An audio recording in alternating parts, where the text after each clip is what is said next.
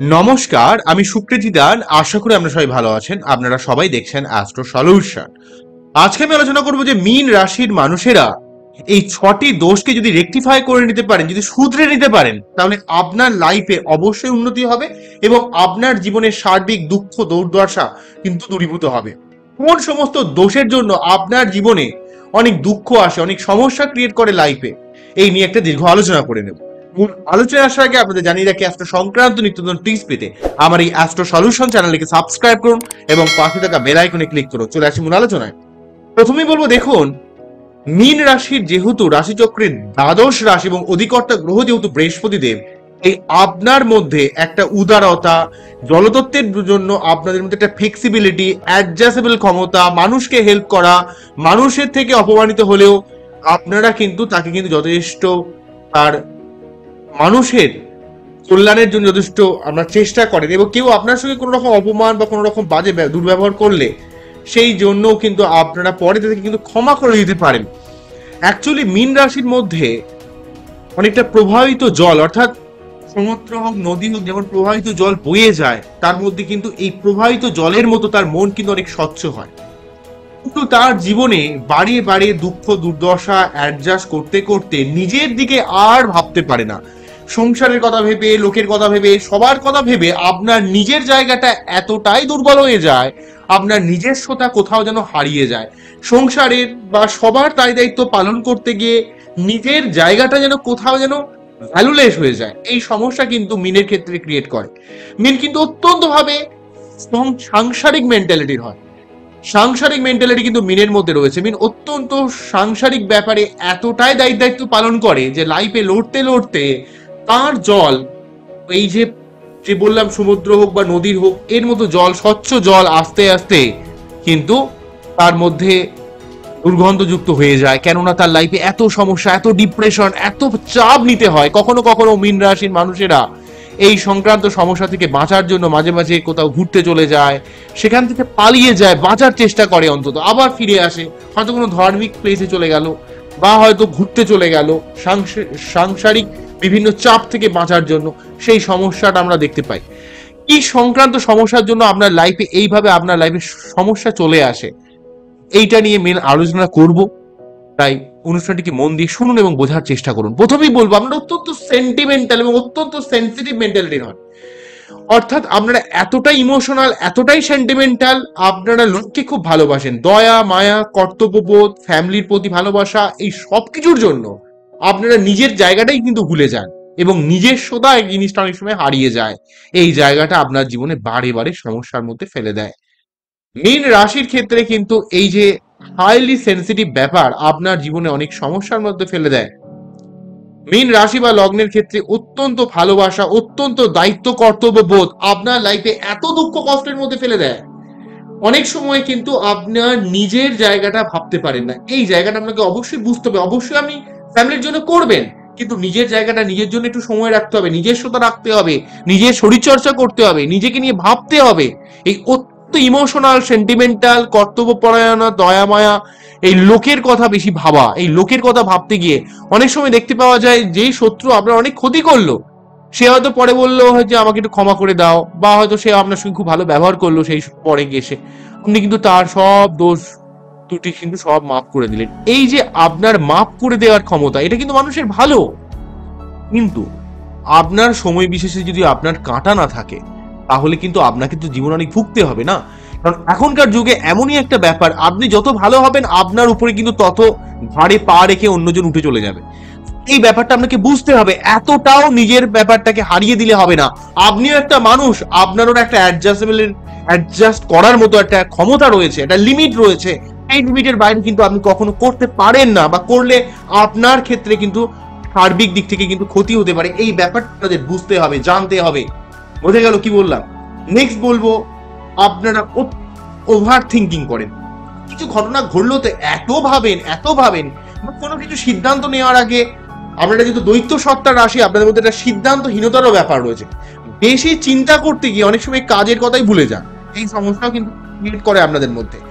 আমরা খুব সরল সাধারণীতে গোছে সহজেই মানুষের কথায় প্রভাবিত হয়ে যান। এতটাই সৎ, এতটাই সরল হন। যদি আপনার রাশি ভালো থাকে, তাই আপনার মধ্যে কিছুটা কিন্তু মানুষের দ্বারা প্রভাবিত হওয়া, অত্যন্ত সহজ সরল হওয়ার জন্য অনেক মানুষই আপনাকে ম্যানুপুলেট করে, অনেক মানুষ তার নিজের সুবিধা মতো আপনাকে কাজে লাগায় এবং তার কাজ হয়ে গেলে আপনাকে লাত মেরে বার করে দেয়। এই সমস্যা কিন্তু আপনার লাইফে বারে বারে ক্রিয়েট করে। মীন রাশি অত্যন্ত সাবধান হতে হবে, অত্যন্ত সরল সাদাসিধে মেন্টালিটি থেকে সরে আসতে হবে। আপনার মঙ্গলের জায়গাটাকে ভালোভাবে দেখতে হবে। আপনার বাচ্চারে মঙ্গল কোন কন্ডিশনে রয়েছে, মঙ্গল যদি ভালো অবস্থায় থাকে তাহলে কিন্তু এই স্বভাব থেকে অনেকটা আপনি বেরিয়ে আসতে পারবেন। আপনার প্রতি মঙ্গলবার 3 বার করে হনুমান চল্লিশা পাঠ করা উচিত, অত্যন্ত সরল সাদাসিধে হওয়ার জন্য। আপনার ক্ষেত্রে কিন্তু অনেক সমস্যার মধ্যে পড়ে যেতে হয়, অনেক মানুষ আপনাকে ইউজ করে সময়ে, এই ব্যাপারটা কিন্তু আপনাকে বুঝতে হবে। নেক্সট যেটা বলবো, আপনারা কোনো ব্যাপারে, আগে যদিও বললাম যে কোনো ব্যাপারে সঠিকভাবে সিদ্ধান্ত নিতে পারেন না, অনেক ভাবেন এটা করব ওটা করব, অনেক কাজ আপনারা হয়তো প্রথমে শুরু করেন কিন্তু সেই কাজটা ঠিকমতো শেষ করতে পারেন না। এই সমস্যাও কিন্তু আপনাদের মধ্যে অত্যন্ত ভাবে দেখতে পাওয়া যায়। আপনাদের মধ্যে অত্যন্ত দুর্বল মানসিকতা, সেই জন্য অনেক মানুষ এই দুর্বল মানসিকতার সুযোগ নিয়ে আপনার থেকে হেল্প নেয় বা আপনাকে ম্যানুপুলেট করার চেষ্টা করে, তার সুবিধা মতো আপনাকে কাজে লাগায়। এই ব্যাপারটা আপনাকে বুঝতে হবে। আপনারা অত্যন্ত সহজ সরল হওয়ার জন্য কখনো কখনো আপনারা কঠিন পরিস্থিতি থেকে পালিয়ে যেতে চেষ্টা করেন, সেই জায়গাটার মেন রুটে না গিয়ে, সেই সমস্যাটার রুটে না গিয়ে তার যে রুট কজটাকে টেনে বার করে আনার যে ব্যাপারটা, সেই ব্যাপারটা আপনারা কখনো কারণে কাজ করতে পারেন না, আপনারা সবসময় এফেক্টে কাজ করতে যান। এই জন্য আপনার লাইফে অনেক ক্ষেত্রে মানসিক সমস্যার মধ্যে পড়ে যেতে হয়।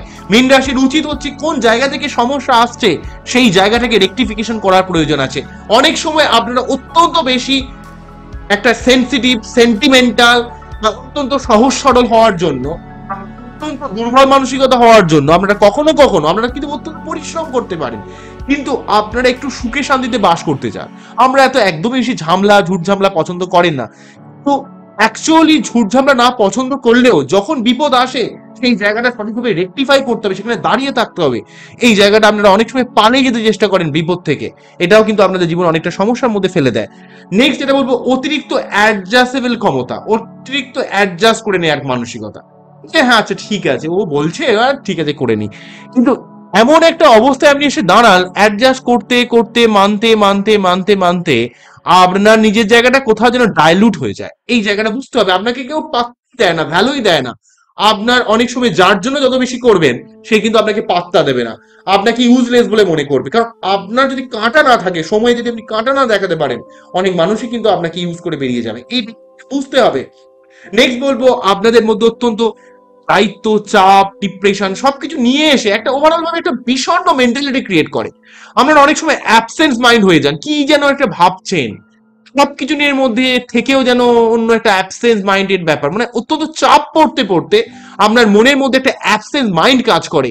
এই ব্যাপারটা আপনাকে অনেক ক্ষেত্রে একটা মানসিক অবসাদের মধ্যে ফেলে রাখে, অনেক সময় ঘুমের ডিস্টারবেন্স ক্রিয়েট করে।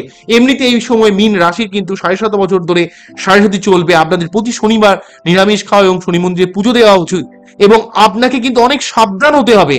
আপনি যদি নিজের ব্যাপারে সাবধান না হন, নিজেকে নিজেকে যদি চিনতে না পারেন, নিজের ব্যাপারের উপর, ক্ষমতার উপর যদি আপনার ভরসা না থাকে, অনেক মানুষ কিন্তু আপনাকে ইউজ করার চেষ্টা করবে। খুব সাবধান হতে হবে।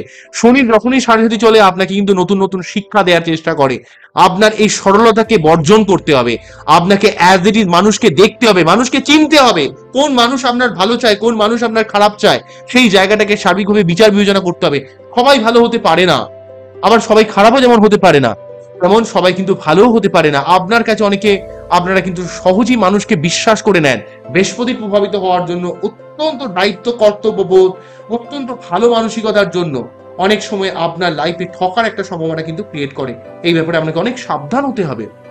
ওকে, নেক্সট যেটা বলবো, আপনার জীবনে কোনো দুঃখ কষ্ট এলে সেই ঘটনাটা যেহেতু জলদত্তের, তাই আপনাদের মধ্যে অত্যন্ত ইমোশনাল ব্যাপার রয়েছে, এবং এই জলদত্ত হওয়ার জন্য, এই ওভার ইমোশনাল হওয়ার জন্য আপনাদের জীবনে কোনো ঘটনা ঘটলে সেই ঘটনাটা আপনার মনের মধ্যে বারে বারে রিপিট হতে থাকে।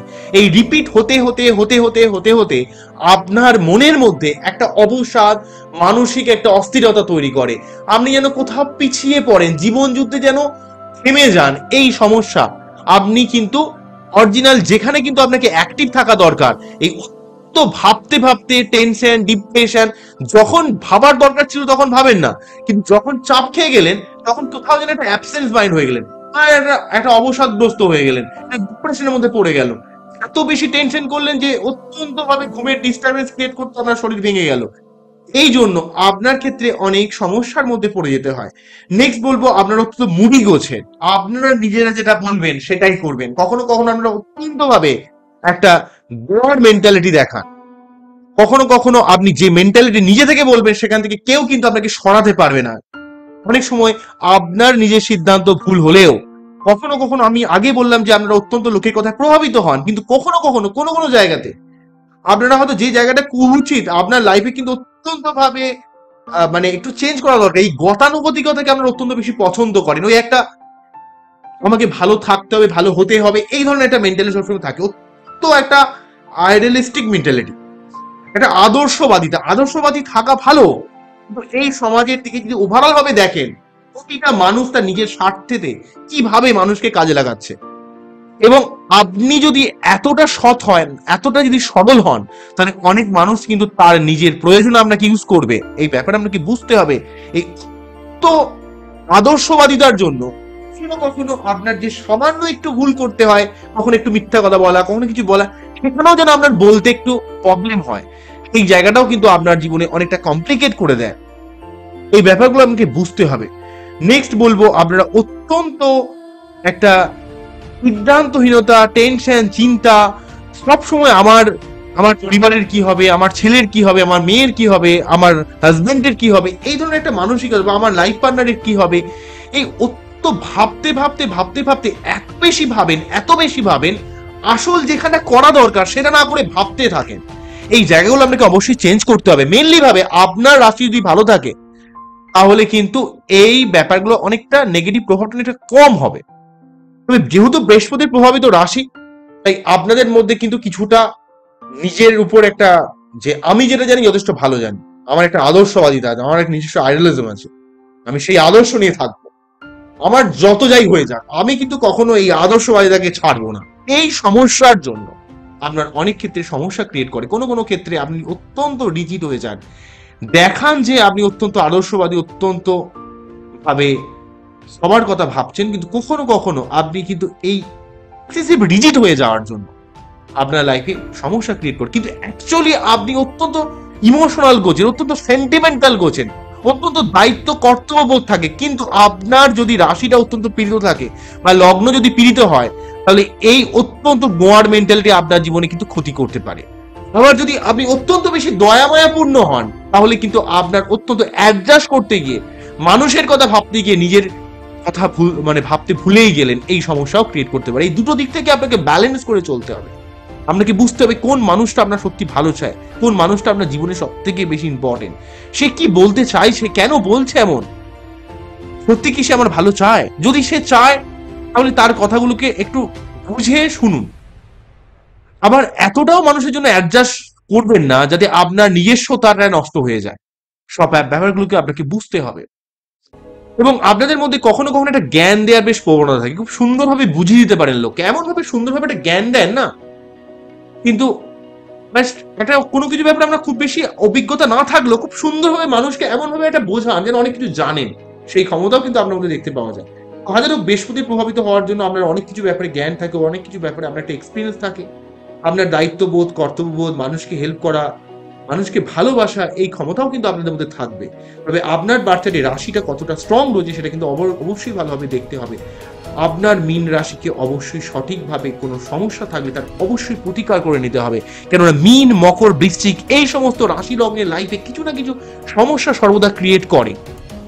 মিনের মানুষেরা অত্যন্ত পরিশ্রম করতে হয়, কিন্তু যতটা পরিশ্রম করে সেই অনুযায়ী তারা লাইফে রিটার্ন পায় না। এই সমস্যাও কিন্তু অনেক ক্ষেত্রে দেখতে পাওয়া যায়। তাই অবশ্যই আপনাকে অ্যাজ ইট ইজ বুঝতে হবে আপনার চন্দ্র এবং মঙ্গলের দুটো গ্রহ কোন কন্ডিশনে রয়েছে সেটা সঠিকভাবে রেকটিফাই করার দরকার আছে। কারণ আপনার মাঝে মাঝে ডিপ্রেশন হওয়ার প্রবণতা এবং অত্যন্ত নিজস্ব ব্যাপার না বুঝে একটু সরল হয়ে যাওয়ার ব্যাপারের জন্য, সেই জায়গাটাকে ঠিক করার জন্য মঙ্গলের একটা স্ট্রংলি প্রতিকার নেওয়ার প্রয়োজন আছে। আমার এই অনুষ্ঠানটাকে আপনাদের কেমন লাগলো? সত্যি কি ভালো লাগলো? যদি সত্যি ভালো লেগে থাকে অবশ্যই আমার এই ভিডিওটাকে লাইক করুন, এবং যদি আপনারা আমার চ্যানেলে নতুন হন অবশ্যই আমার চ্যানেলটাকে সাবস্ক্রাইব করবেন। এবং আপনি যদি আমাদের ব্যক্তিগত বার্তা অ্যানালাইজ করতে চান, আবার হোয়াটসঅ্যাপে যোগাযোগ করবেন। আপনারা সবাই ভালো থাকবেন, সবাইকে ভালো রাখবেন। এই অনুষ্ঠানটি শেষ করছি। নমস্কার, থ্যাংক ইউ।